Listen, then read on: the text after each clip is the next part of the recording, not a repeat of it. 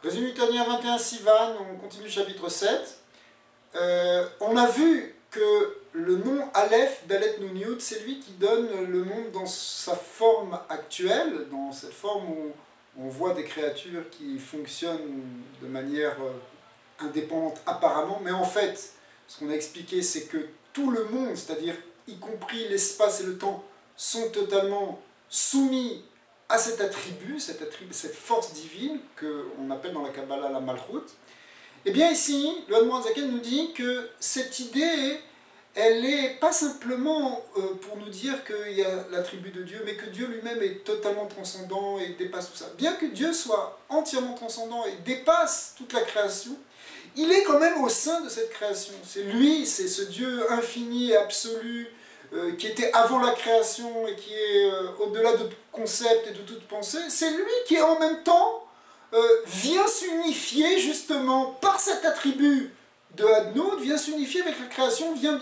être là au sein de la création. Alors ça c'est représenté symboliquement par l'union des deux Shemot, des deux noms,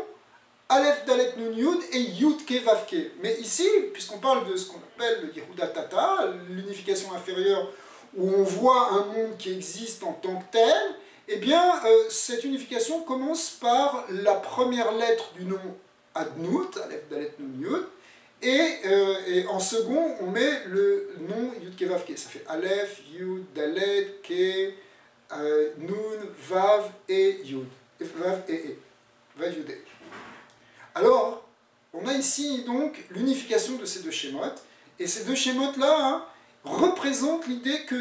le monde a l'air d'exister, on voit le monde qui fonctionne en tant que tel, et donc aussi on a une part de liberté, on a une part d'action dans ce monde grâce à cela, mais en réalité, derrière tout ça, il y a le nom Yud, Ke, Vav, Ke, et c'est ce qu'on appelle effectivement l'unification inférieure. L'unification supérieure, l'Admor Zaken y reviendra, mais il y a fait déjà allusion un petit peu avant, elle commence au contraire par le nom Yud, Ke, Vav, Ke. Et dans l'unification supérieure, en fait, le monde s'annule totalement devant Dieu, et on a l'impression qu'il n'existe pas. Alors que dans l'unification inférieure, le monde existe, on le voit exister, mais en même temps, on sait qu'il est totalement annulé dans son essence devant Dieu, comme selon l'image qui avait été donnée depuis le début du rayon du soleil au sein du soleil, et le rayon du soleil au sein du soleil, il n'existe pas en tant que rayon, il existe en tant que soleil. Alors, tout ça, c'est effectivement deux points de vue, le point de vue supérieur et le point de vue inférieur, le point de vue en quelque sorte comme si on voyait les choses, si on se plaçait du point de vue de Dieu, c'est le point de vue supérieur, donc du point de vue de Dieu, il semble qu'il n'y a que Dieu, et du point de vue de l'homme, eh bien, il semble qu'il y ait la création. Alors, nous, on doit travailler avec ces deux points de vue dans différentes méditations, mais on y arrive doucement, c'est pour arriver justement à comprendre et à avancer dans cette notion d'unité de Dieu.